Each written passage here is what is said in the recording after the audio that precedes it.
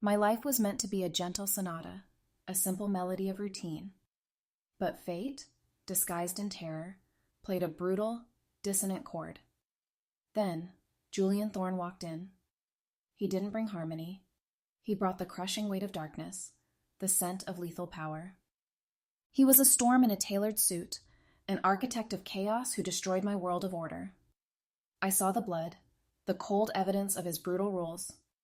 I knew the terrifying truth. He is the ruler of the night. Every part of me screamed to run, to return to peace. Yet, when he held me, a gesture that was both a promise and a capture, I found a terrifying paradox. In his arms, surrounded by the shadows he commanded, I felt safer than ever before. It was a savage, consuming security, a peace born from violence and absolute possession. The world whispers that I am his weakness. They fail to see the truth. I am his, unequivocally. And in the dangerous cage he built for us, there is only one unbreakable decree. Love is the law. I am Clara Hayes, a music teacher on the city's edge, and my life is a classical composition. Meticulously notated, every beat, every movement predictable. I wake up to the sound of birds outside my small apartment window, sip a strong black coffee, and begin my day with piano keys worn smooth by time and the promising faces of young children. My school, an old, peeling building with echoing hallways, is a peaceful fortress of pure sound, set apart from the world's chaos. I live in a world of melody, where everything has an unshakable order and rule.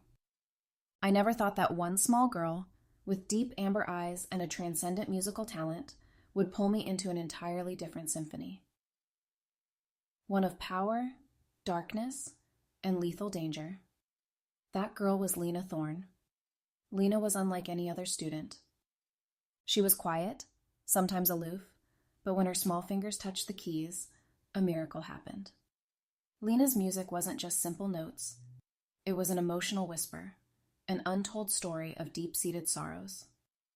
I spent many hours guiding her, exploring the emotional layers of her soul, and in the process, I felt a special connection with her. I didn't know that this innocent relationship was the thread of fate, pulling me into an irreversible orbit, a universe ruled by a man whose name was only spoken in hushed fear. On that fateful afternoon, the air outside the practice room felt thick, carrying an inexplicable sense of unease. A cold December wind snaked through the old window crack, bringing the damp smell of fallen leaves and a sharp, knife-like chill. Lena had just finished her final piece, the piano's slow reverberations dissolving into the space. I was tidying the stack of sheet music, preparing her to leave. She stood waiting for me, her small school bag on her shoulder, her amber eyes gazing out the window, a flicker of worry passing through them. Suddenly, a loud, jarring crash erupted from the schoolyard, followed by chaotic screams and the shattering of glass, like a rain of fragments. My body froze. My heart seized, as if gripped by an invisible hand. Instinctively, I lunged forward, pulling Lena close, hugging her tight, my panicked eyes fixed on the old wooden door. Lena trembled in my arms, her small breaths coming in gasps, like a trapped fledgling. "Miss Clara," Lena whispered, her voice a thin thread in the storm, filled with fear. I tried to reassure her, even though I was shaking all over, a cold dread crawling up my spine. "It's okay, Lena. I'm here." The words felt hollow, weak. I was a music teacher, an ordinary woman, pathetically weak. What could I do against an invisible threat that was clearly approaching, tearing apart the peaceful facade of my life? The feeling of powerlessness swallowed me, a deep, cold fear, colder than the winter wind, creeping through every vein. I held Lena's hand tight, my eyes never leaving the rotten wooden door of the practice room, as if it could burst open at any moment, revealing a nightmare I couldn't face. I heard hurried footsteps, harsh voices, the clang of metal, all blending into a terrifying symphony that ripped apart my tranquility. Suddenly, the noise outside subsided to an ominous silence. A heavy quiet enveloped the space, leaving only the frantic drum of my heart in my chest, like a hollow drum echoing in a dark cave. I held my breath, listening. A loud thud, not the sound of a door opening, but of someone kicking something heavy, like an iron gate. Then footsteps, slow, decisive, echoing on the hall's tile floor. Each step was a hammer blow to my nerves, every small sound making me flinch. The faint, sharp, metallic scent of gunpowder reached my nose, sending a shiver down my spine. The door swung open with a decisive snap, without a creak, as if opened by an invisible hand. It wasn't the attacker I had feared or expected. It was a man. Completely different. The figure was tall, filling the doorway, like a solid wall carved from granite. The dim light from the hallway illuminated his face into an angular bas-relief etched with coldness and authority. His jet-black hair was slicked back, highlighting deep eyes, cold as ice. I had never seen a man with such presence. He didn't just walk into the room. He brought with him an aura of frigid menace, intimidating yet utterly captivating. A strong masculine scent, mixed with expensive tobacco, a hint of road dust, and the sophistication of high-end cologne, filled the space, overpowering the smell of old dust, wood, and my fear. My body was rigid, unable to move. I knew this man. He was Lena's father, Mr. Julian Thorne. He walked in without a superfluous sound, his dark eyes sweeping over me, stopping at Lena's face.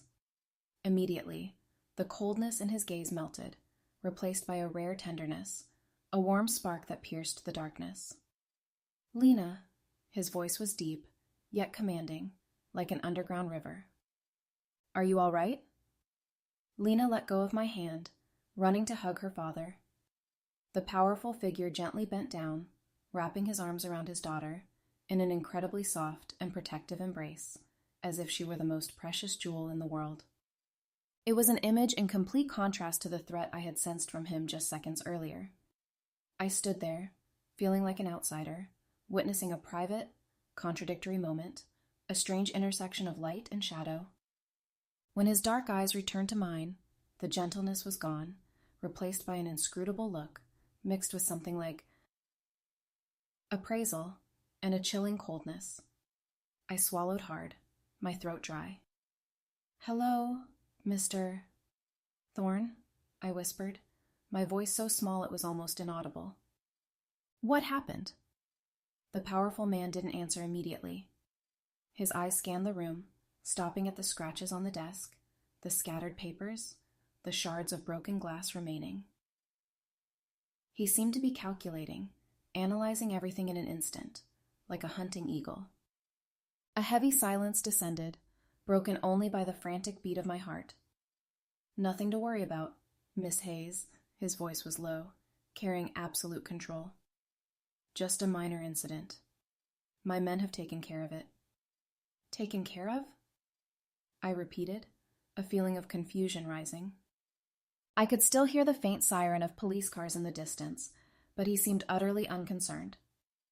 I think we should call the police. A cold smirk crossed his lips, a smile that didn't reach his eyes, carrying only contempt.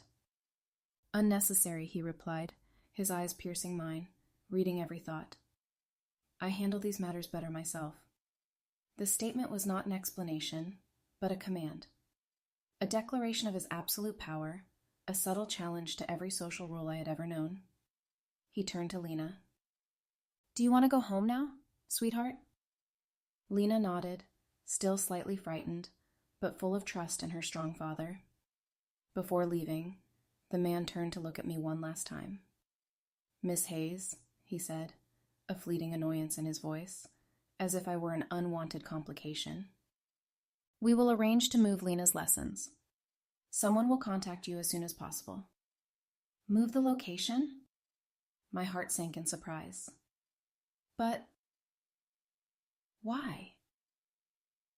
I liked this practice room. It was small, cozy, and I was used to teaching here. It was the only place I felt I belonged. For security, he answered curtly, not giving me a chance to ask more. His gaze rested on me, as if I were something fragile to be protected, or a potential trouble he had to deal with. Someone will pick you up at your home tomorrow morning. All expenses will be covered. And with that, he and Lena left, leaving me alone in the empty practice room. The cold space suddenly became more suffocating than ever. The scent of gunpowder and Julian Thorne's cologne still lingered in the air, a reminder of his terrifying and captivating presence. I stood there, watching his back until they disappeared, feeling as if I had just escaped one nightmare, only to be pulled into another, far more dangerous dream. I wondered if I should feel relief at having been saved from some danger, or fear at the sudden emergence of a mysterious power. Part of me wanted to run, to return to my ordinary life, but another part was strangely drawn to the mystery and strength the man exuded. He didn't just save Lena, he saved me too. In some way. And I wondered, was that a promise of eternal protection, or a sentence to the loss of my freedom and peace? The question haunted me, like a melody without a resolution. I went home in a state of turmoil, like a fragmented piece of music. My small apartment, once a peaceful sanctuary where I found quiet among the melodies, now felt strangely cold and empty. The image of Julian Thorne's ice-cold eyes, and the fleeting tenderness when he hugged his daughter, circled my mind like wandering notes struggling to find the right key. I tried to dismiss them, tried to find the familiar rhythm of my life, but the harder I tried, the clearer, the more haunting they became. I couldn't deny the feeling of being sheltered, protected when he appeared. That feeling, strangely, was stronger than the initial fear. It felt like a drug, both terrifying and addictive. The next morning, just as Mr. Thorne had said, a luxurious black car, gleaming like a monster hidden in the shadows, screeched to a halt outside my apartment. A tall man in a sharp black suit, with a stoic face, politely knocked on the door. He introduced himself as Silas, Mr. Thorne's assistant. Silas informed me that I would be moving to a new apartment, closer to the Thorne family's estate. Everything had been arranged, from packing my belongings to transferring necessary items, as if I were a valuable commodity needing careful transportation. I felt like I was caught in a powerful current, a whirlwind I couldn't resist. Everything happened too fast, too suddenly. I couldn't react. My new apartment wasn't an apartment, but a lavish penthouse, with a sweeping view of the city, sparkling under the morning sun. The polished wooden floor gleamed under the lights. The minimalist yet sophisticated furniture was meticulously chosen down to the smallest detail. And in the middle of the spacious living room, a pristine, white grand piano, shimmering like a precious gem, stood there, like an irresistible invitation, a promise of new melodies, but also a reminder of my new commitment. I stood in the luxurious room, feeling lost and small, like a wrong note in a majestic symphony. This was not my world, the world of worn keys and textbooks. But I couldn't deny the safety, the comfort, the luxury it provided.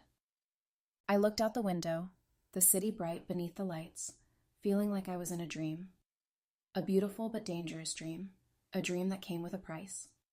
I wondered, what was that price? And was I strong enough to pay it? Could I live in the shadow of a crime boss without losing myself? I still hated myself for the forbidden attraction the man gave me.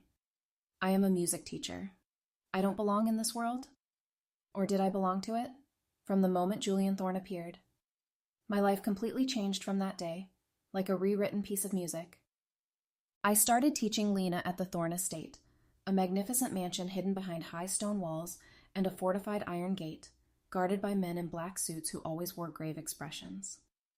Every time Silas's car drove me through the intricately carved iron gate, I felt a mix of excitement and anxiety, like an unexpected sharp or flat note. This place was not just a house.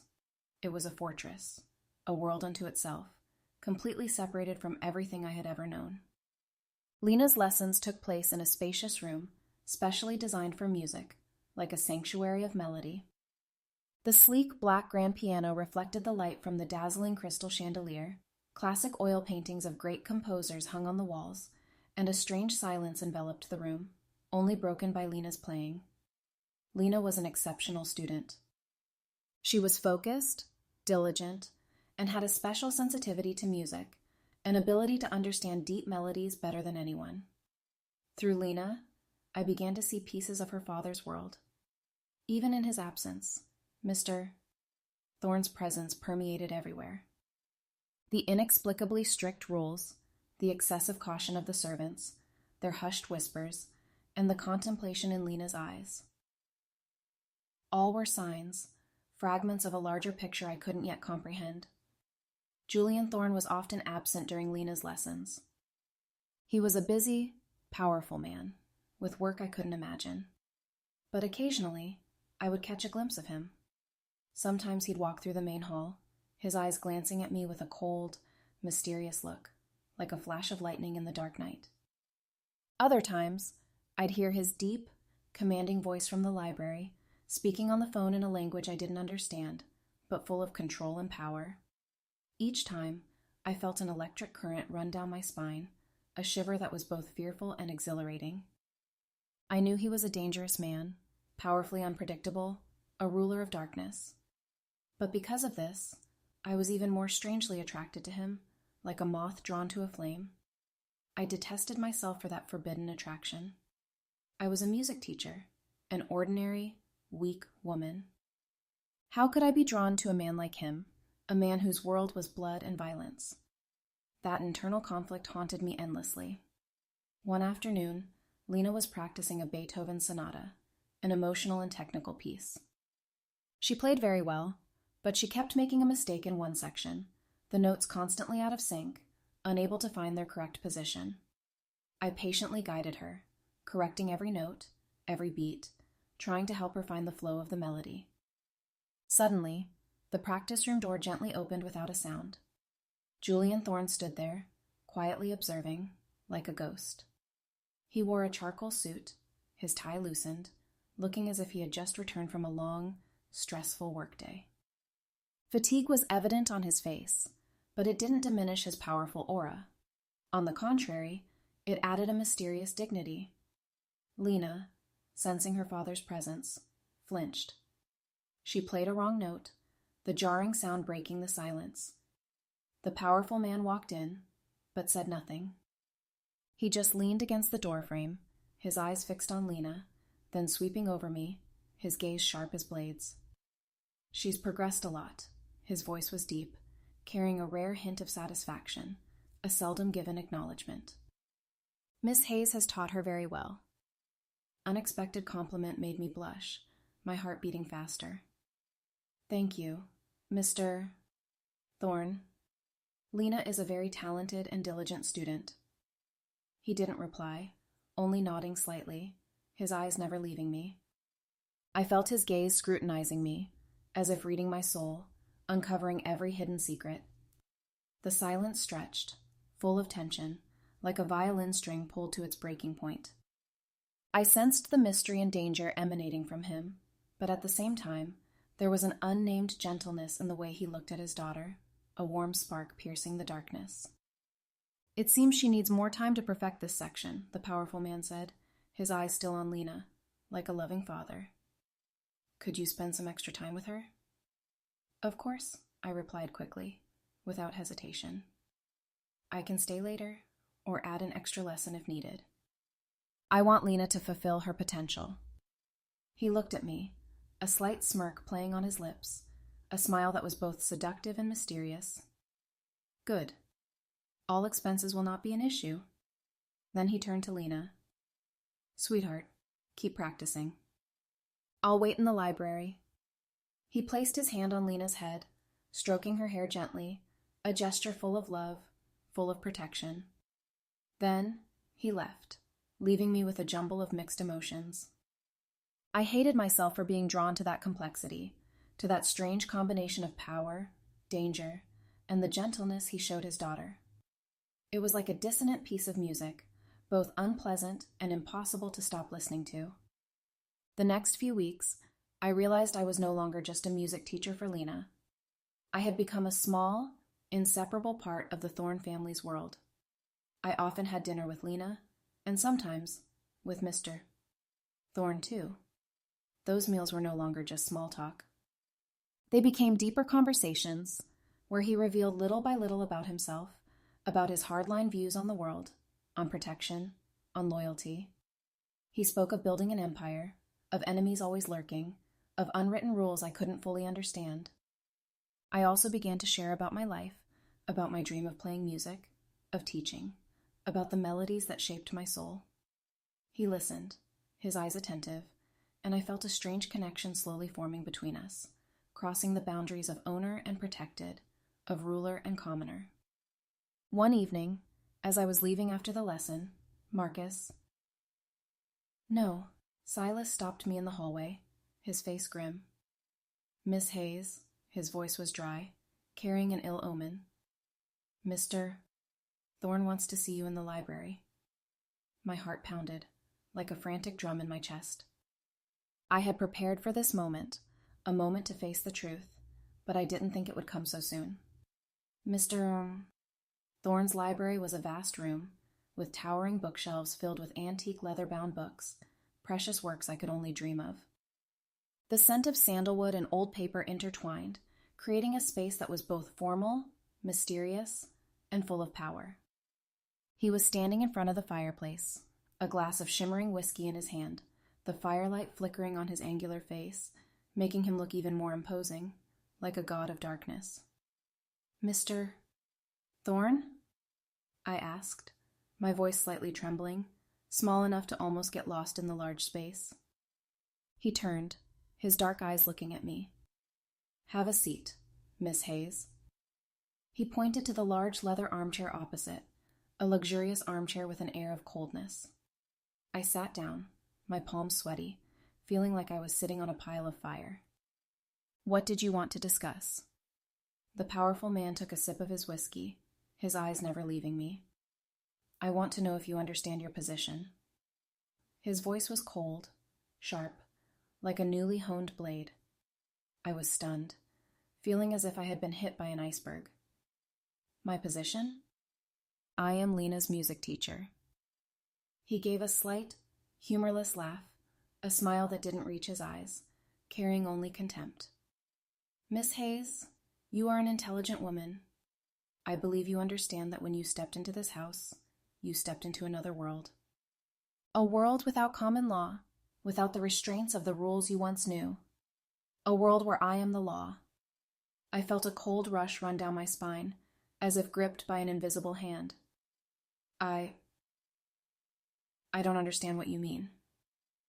You understand, he said, his voice firm, allowing no denial. You witnessed that day in the practice room. You were moved to a safer place. Do you not think that was a coincidence? Do you not think these things were accidental? I remained silent.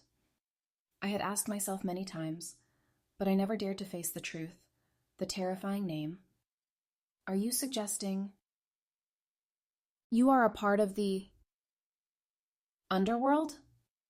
I stammered, the word Mafia caught in my throat like a stone. His dark eyes fixed on me, piercing my soul. I am not just a member, Miss Hayes. I am the master of it. I am the architect of this world. I am the one who calls the shots.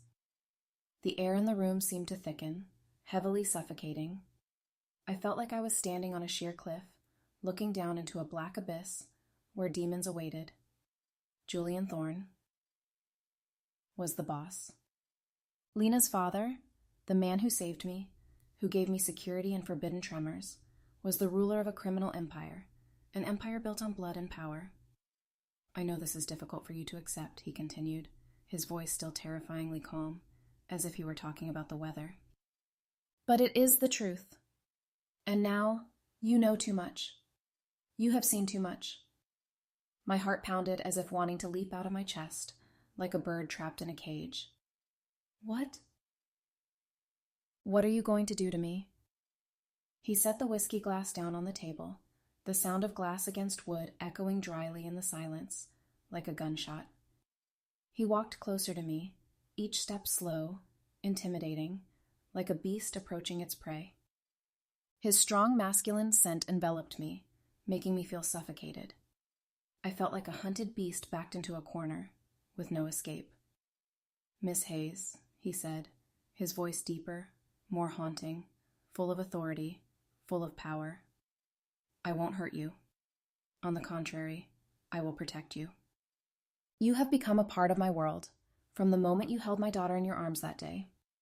And no one is allowed to touch what belongs to me.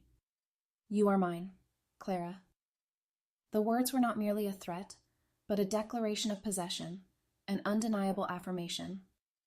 A promise of absolute protection, but also an invisible shackle, binding me to his world. I lifted my head to look at him, my eyes meeting his dark ones.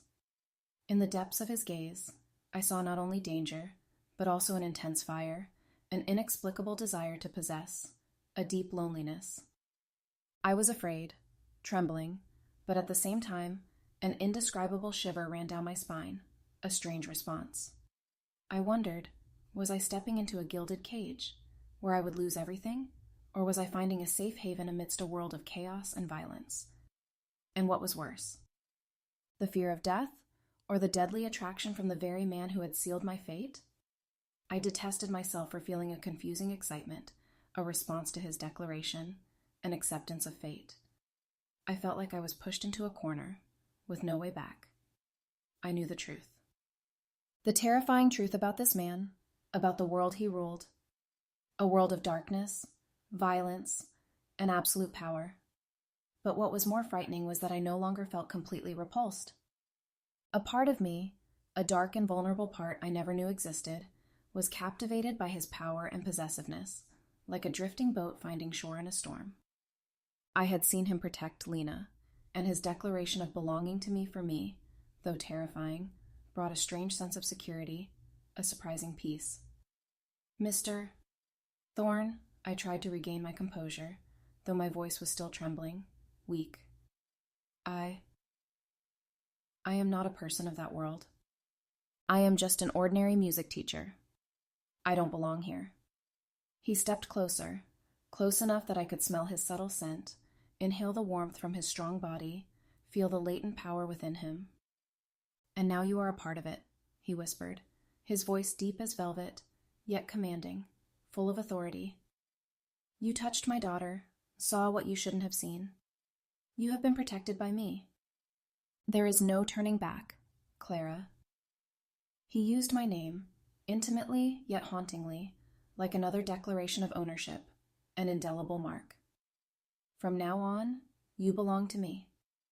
Either live under my protection, safe in my arms, or face dangers you cannot imagine, threats you can never defend yourself against. I swallowed hard. He was giving me a choice.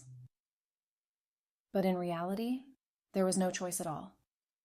I looked into his deep eyes, where I saw a universe of power and darkness, a world I couldn't fully grasp.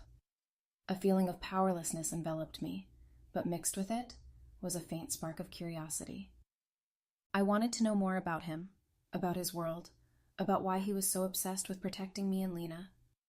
The dread and the attraction tore at me, creating a never-ending internal battle, a symphony of contradictory emotions.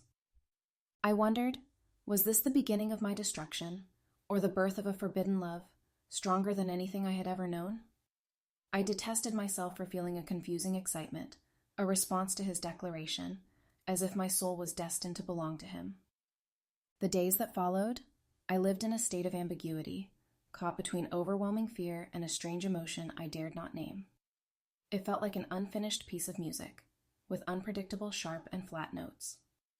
I continued teaching Lena, but every note, every rhythm carried a different resonance, a whisper of the new world I was stepping into. I was no longer the carefree Clara Hayes, lost in gentle melodies. I was Clara Hayes, the woman who stepped into Julian Thorne's world, the woman of a crime boss. His presence became more frequent, like an inseparable shadow. He would come to watch Lena practice, sitting silently in the corner of the room, his eyes sharp, but sometimes I'd catch a deep, gentle look when he looked at his daughter, a faint spark piercing the darkness. After the lesson, he often invited me to stay for dinner. Those meals were no longer just small talk, but became deep conversations, where he revealed little by little about himself, about his hardline views on the world, on protection, on loyalty. He spoke of underground battles, of enemies always lurking, of the burden of power. I also began to share about my life, about my dream of playing music, of teaching, about the melodies that shaped my soul. He listened, his eyes attentive, and I felt a strange connection slowly forming between us, crossing the boundaries of owner and protected, of ruler and commoner. One night, after Lena had fallen asleep, I was preparing to leave, feeling heavy-hearted. Julian Thorne stopped me in the main hall, his eyes deep, inscrutable. He invited me into the library, where we had the fateful conversation before. He sat in his favorite leather armchair, a glass of whiskey in his hand, the firelight flickering on his angular face. I sat opposite, my heart beating faster, like a frantic drum in my chest. "Clara," he said, his voice deep, free from his usual coldness, like a whisper from the darkness. "Have you ever wondered why I am so obsessed with protecting you and Lena? Why I put my life at risk for the two of you?" I was silent. It was the question I had asked myself 1,000 times, a question without an answer. "I have lost important women in my life," he continued, his voice carrying a touch of gloom, a deep sadness. "My mother was murdered when I was very young, right before my eyes. My sister was caught in the vortex of this world and paid a heavy price. I couldn't do anything to save them." He took a sip of his whiskey, his eyes looking into the distance, as if reliving painful memories, unhealable scars. "I was once powerless, unable to protect them. That helplessness has haunted me all my life. It is the stain on my soul." He looked at me, his dark eyes no longer cold, but holding a deep pain, a vulnerability I had never seen. "When I saw you holding Lena that day, I saw my mother. I saw my sister. You are too fragile, too pure to exist in this cruel world, the world I created. And Lena, she is all I have left. I swore to myself, I will never let anyone, anything, harm the women I love again. You and Lena are my breath." His confession stunned me. It was not just an explanation, but a door opening to the wounded soul of this dangerous man. I saw him not just as a ruthless crime boss, but as a man burdened with pain, with deep scars. And his protection was not just possession, but a vow born from the ultimate fear, an atonement for a helpless past. I didn't know what to say, feeling all words were meaningless. I could only look at him, feeling his pain, the conflict in his soul. In that moment, the boundary between my fear and my understanding of him dissolved. Instead, there was a deep sympathy and a strong, inexplicable connection. "Clara," he stood up, walking closer to me, placing his hand on my cheek. His hand was warm, strong, but also gentle, like a silent promise. "You are mine. You are the light in this dark world, the reason for my existence. I will protect you at all costs. No one is allowed to touch you. Anyone who dares will pay with blood." His voice was deep, haunting, full of authority, and his touch sent a shiver through my entire body. Not from fear, but from an irrepressible response, a complete acceptance. And then his lips met mine, a fierce, possessive kiss, yet gentle, like a storm mixed with peace. The scent of whiskey, his masculine fragrance, and the sweetness of his lips intertwined, making me dizzy, losing all my senses. I wrapped my arms around his neck, returning his kiss with all the chaotic emotions surging in my heart. The fear, the self-loathing for letting myself be drawn in, the understanding, and a forbidden craving. All blended, creating an explosive moment, a melting of all boundaries. I had lost control, and I knew this was the defining moment. Right after that passionate moment, as our lips parted, his phone rang violently, cutting through the dark, romantic atmosphere, like a gunshot echoing in the night. He answered the phone, his face suddenly becoming cold, terrifyingly sharp, like an iceberg. His voice was low, full of authority, speaking in a mysterious language I couldn't understand, but full of tension and danger in every word. His eyes looked at me, a flicker of worry, then quickly disappeared, replaced by a deadly decisiveness. "Clara," he said, his voice ice cold, like a warning. "Stay here. Don't go out. No matter what happens, don't leave this library." He turned, quickly leaving the room, leaving me alone, still dizzy from the kiss and the ultimate anxiety. I sat there, my heart pounding as if wanting to leap out of my chest. I knew something very serious was happening. The silence of the night was torn by the screech of tires, distant shouts, and the echoing sound of gunfire. Gunfire! My whole body froze, my eyes fixed on the window, where the streetlights illuminated figures flashing by like shadows, cars speeding madly. I tried to calm myself, but the fear of his world, the fear of what he had just done, and the fear for him circled my head like a terrifying, never-ending piece of music. I couldn't stay put. Ignoring his warning, I stood up, trembling, walking to the window. From above, I could see a car on fire in the distance, thick black smoke billowing into the night sky, staining a corner of the city red. The wail of police sirens, the sound of fire trucks began to rise from all directions, tearing through the stillness of the night. A battle had taken place, right outside the boundaries of this fortress, right before my eyes. The threat had reached me, had come closer than ever. Suddenly, the library door burst open. Silas walked in, his face strained, his eyes full of worry. "Miss Hayes, are you all right?" I nodded, trying to catch my breath. "What's going on?" "Julian." "Where is he?"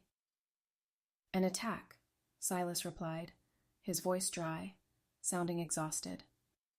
"One of our branches was heavily attacked. And it seems they know about you, Clara. They hacked into our information system and found the connection between you and Mr. Thorne." My heart sank to my heels, shattered. "Know about me? Why?" "I have nothing to do with his world." "Someone wants to use you to pressure Mr.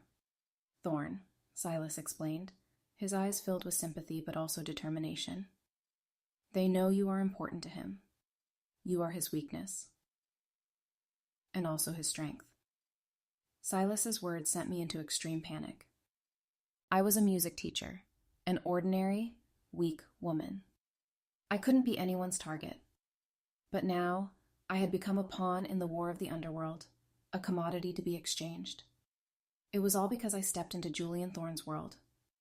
It was all because I let myself be drawn to him, to his power and danger. I felt a fierce internal conflict. I detested myself for this weakness, for the way I was drawn into this vortex of crime. But at the same time, I also felt a surge of anger, a raging fire in my chest.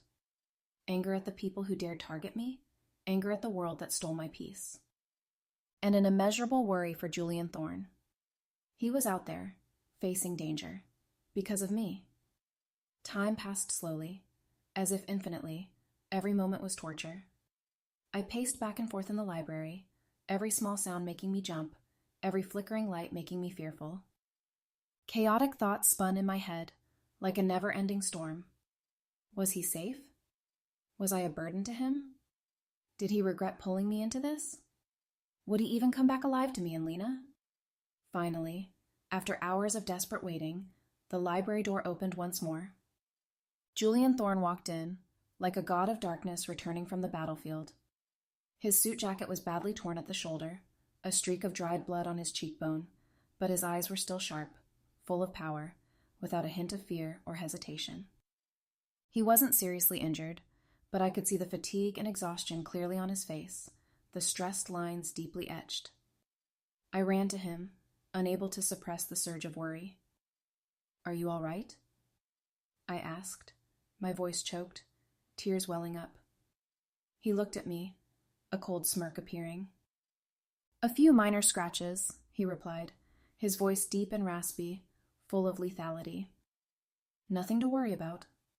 They couldn't touch me." "But—" "They dared to touch you, Clara," he cut me off, his eyes suddenly flaring with a fierce fire, an ultimate rage, They dared to target what is mine. They will pay. With blood. His voice was not just rage, but a death sentence, an unchangeable verdict. He turned to Silas. Clean up. Leave no traces. I want them completely wiped out. He took my hand, pulling me close, his arms wrapping tightly around me as if to swallow me whole. Don't be afraid, Clara, he whispered, his voice full of authority and possession, but also reassurance. No one can harm you while I am alive. You are mine. Their blood will wash away that foolish intention. You are my world, and I will protect my world at all costs.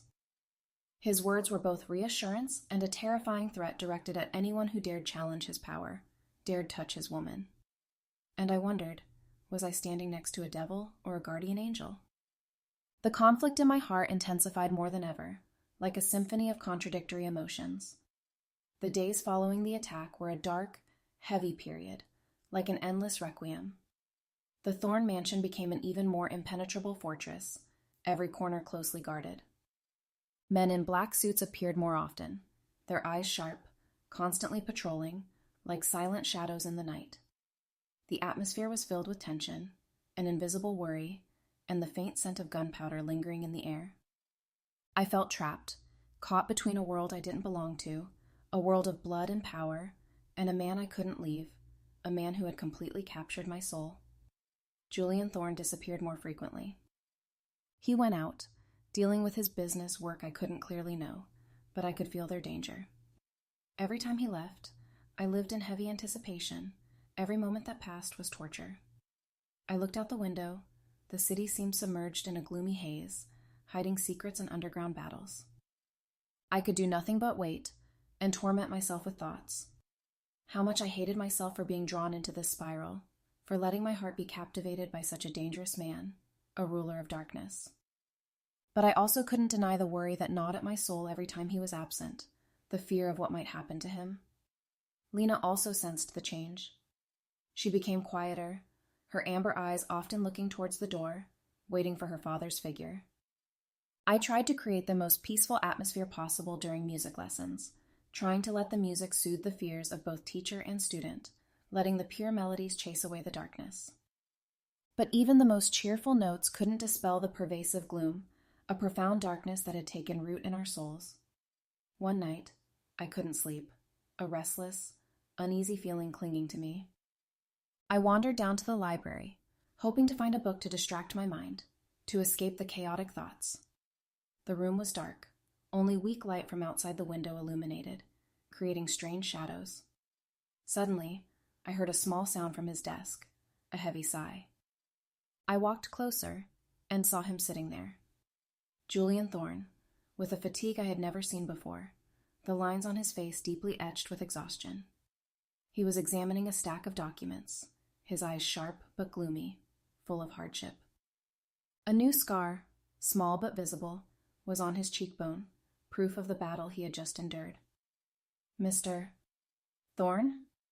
I softly called, my voice whispering, afraid to break the silence. He started, lifting his head. His eyes briefly showed surprise, then quickly returned to coldness, but I could see a vulnerability hidden deep within. Clara, why are you still awake? You should rest. I can't sleep, I replied, my voice a whisper. I'm worried. I can't close my eyes knowing you are facing danger. He stood up, walking to the small bar, pouring a glass of whiskey. Nothing to worry about, he said, his voice deep and raspy, full of tiredness. Everything has been resolved. The enemy has been eliminated. But that scar... I pointed to his cheekbone, my heart clenching. And what happened? I know you had to fight. He turned back, handing me the glass of whiskey. Drink. It will help you relax. You need rest. I took the glass, but didn't drink. I don't want to relax, I said, my voice suddenly becoming resolute, full of strength. I want to know. What happened? What did you do? He looked at me, his eyes deep, inscrutable, like a bottomless abyss. A few fools thought they could use you to take me down. They tried to infiltrate my networks, tried to find a weakness. They caused a mess, but they failed. Failed. Meaning what? I asked, knowing I was pushing the limit, but I couldn't stop. His eyes darkened, a chilling coldness. It means they will never be able to harm anyone of mine again. Never. They have disappeared from this world, completely. His voice was cold, lethal, like a death sentence from the Grim Reaper. I shivered, knowing he had just pronounced the death sentence on those who dared threaten me, and he had carried it out himself. I felt a surge of repulsion rising in my heart, a horror. I was in love with a killer. I was standing next to a ruler of a world full of blood and violence, a man who didn't hesitate to engage in crime. But at the same time, a sense of guilt crept in. He did it to protect me. It was all because of me. All those brutal actions stemmed from a single motivation: to protect me. Clara, he stepped closer, putting my glass down on the table. He took my hands, his eyes fixed on me, piercing through every facade. You are my weakness, and also my strength.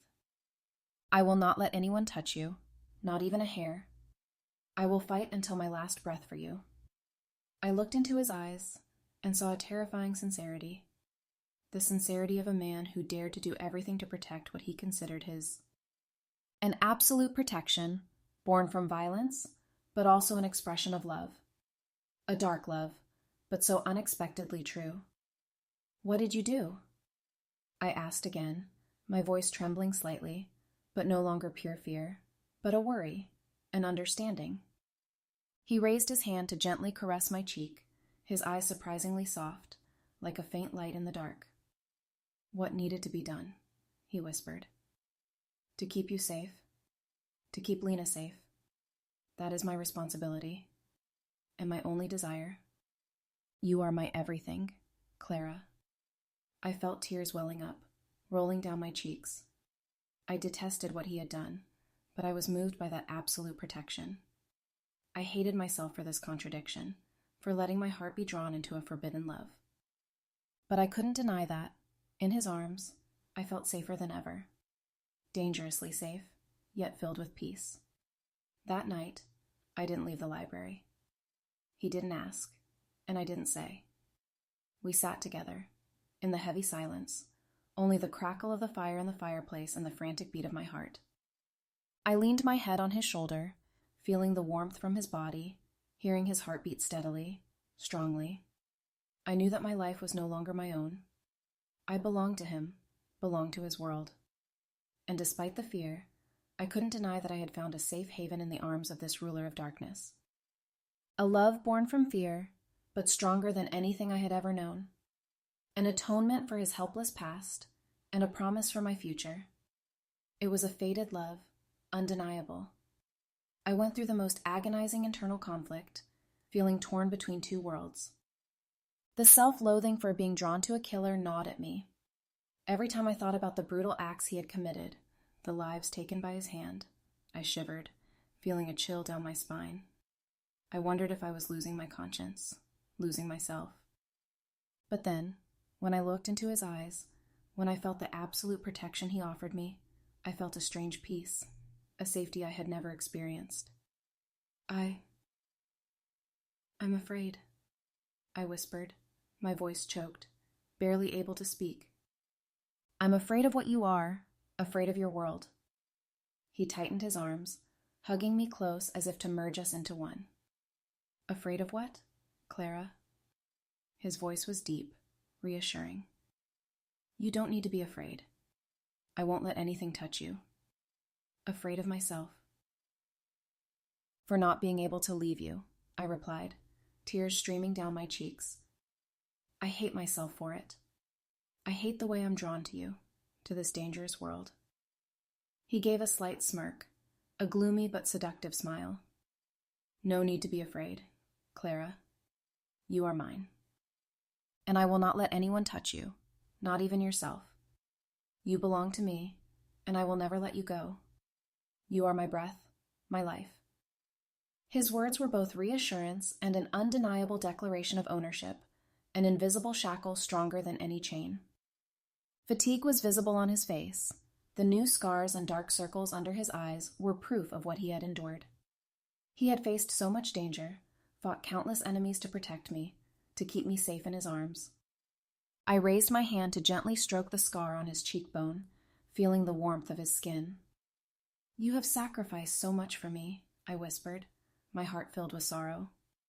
The man looked at me, his eyes deep as an abyss, but now filled with an intense love. It is no sacrifice when it is for you, he said, his voice incredibly deep, like a whisper from his soul. You are my world, Clara. You are the light I found amidst this eternal darkness. You are my conscience, the reason I live. In that moment, I understood. I was not just a burden, a weakness. I was also a reason for him to keep fighting, to exist, to find a different purpose outside of power and domination. I was his conscience, the purest part he wanted to protect, to preserve. Our love, though woven from darkness and violence, became strong and unexpectedly true, a love that transcended all boundaries of right and wrong. And I wondered, was this peace, this absolute protection, the start of a new life, or just a curse I couldn't escape? I didn't know. But I knew one thing. I had chosen to stay. I had chosen to believe in this man's love, even though it was built on a foundation of blood and power. I had chosen to stay by Julian Thorne's side and accept his world because he gave me something I had never had, absolute safety and an intense, forbidden love. Time passed, and my world completely merged with Julian Thorne's, like two rivers flowing into one. I was no longer the weak, fearful Clara Hayes. I was Clara Hayes Thorne, the woman of Julian Thorne, who found strength and love in the arms of a crime boss, a love woven from the darkest threads. The threats did not completely disappear, for Julian's world was never truly peaceful. But they no longer made me panic. I had learned to trust him absolutely, to trust his ability to protect, to trust his love. I had witnessed him resolve every problem decisively, coldly, ruthlessly when necessary, but always ensuring absolute safety for me and Lena. He had kept his promise, the promise of unyielding protection. Julian Thorne had changed, a deep, gradual but clear transformation, like a river changing course. He was no longer the ruthless, emotionless mafia boss I once feared. He was still powerful, still dangerous, still carrying the darkness of a ruler, but he was also gentler, more patient, especially with me and Lena. He spent more time with his family, reading books with me in the library, practicing piano with Lena, listening to the melodies she created. He learned to listen, learned to share the emotions he had buried for so long, the pain, the worries, the dreams. His obsession with the vulnerable women in his past was now atoned for by the absolute love and protection he gave us, a protection beyond compare. We had a private, intimate wedding, only with the closest people at the Thorne mansion, under the twinkling candlelight and the gentle piano music played by Lena. I wore a pristine white wedding dress, symbolizing purity and hope, standing next to the man of my life, the man who changed my life forever. Julian Thorne wore a sharp black suit, his eyes looking at me filled with all the gentleness, love, and fierce possession he had. In that moment, I knew that this was my final haven, where I would find peace and happiness. After the wedding, we decided to leave the bustling city, leave the dangerous streets, for a more tranquil place. A seaside villa, hidden among the cliffs, where we could watch the sunrise every morning, listen to the lapping waves every night, and breathe the fresh sea air. It was a life I had never dared to dream of, a life of absolute safety, eternal happiness, enveloped by Julian's love and protection. Our life gradually settled, filled with Lena's bright laughter and Julian's intense, deep love. Then one day, I discovered I was pregnant. A tiny life growing in my womb, the culmination of the love between me and this man, a living proof of our love. When I told him the news, his eyes, which were always sharp, suddenly filled with an unprecedented tenderness, a deep emotion. He knelt down, pressing his ear to my belly, whispering words of love, promises of a bright future. That was the moment I knew that he had been completely redeemed, that the shadows in his soul had been chased away by the light of love and family. He had found peace, and I had given him a complete family, a life he never thought he deserved. Years passed, and we welcomed a healthy baby boy named Leo. The boy inherited his father's deep black eyes and my bright, innocent smile. Lena adored her little brother. She was always gentle and protective of Leo, like a big sister. Our whole family lived in perfect happiness, a peaceful picture painted with love and protection. Julian Thorne was no longer the Mafia boss everyone feared. He still maintained his power, still an unshakable force, but he had chosen a different life, a life dedicated to his family, to the people he loved most. I looked at him, looking at Lena and Leo playing on the beach, their laughter mixing with the sound of the gentle waves. The golden afternoon sun stretched across the waves, creating a surprisingly peaceful scene, like a fairy tale painting. My life, from a boring, gentle piece of music, had become a dramatic symphony, full of sharp and flat notes, but finally finding absolute harmony and peace. I am Clara Hayes Thorne, the woman who loved a Mafia boss. And I wondered, was it his darkness that lit up my life, or did I bring light to his world? Perhaps both. Our love, woven from the darkest threads and the purest sparks of light, had become a modern fairy tale, where the villain finds redemption, and the weak woman finds strength and an eternal safe haven. And that is a life I would never trade, a love I will forever cherish, a melody I will forever sing.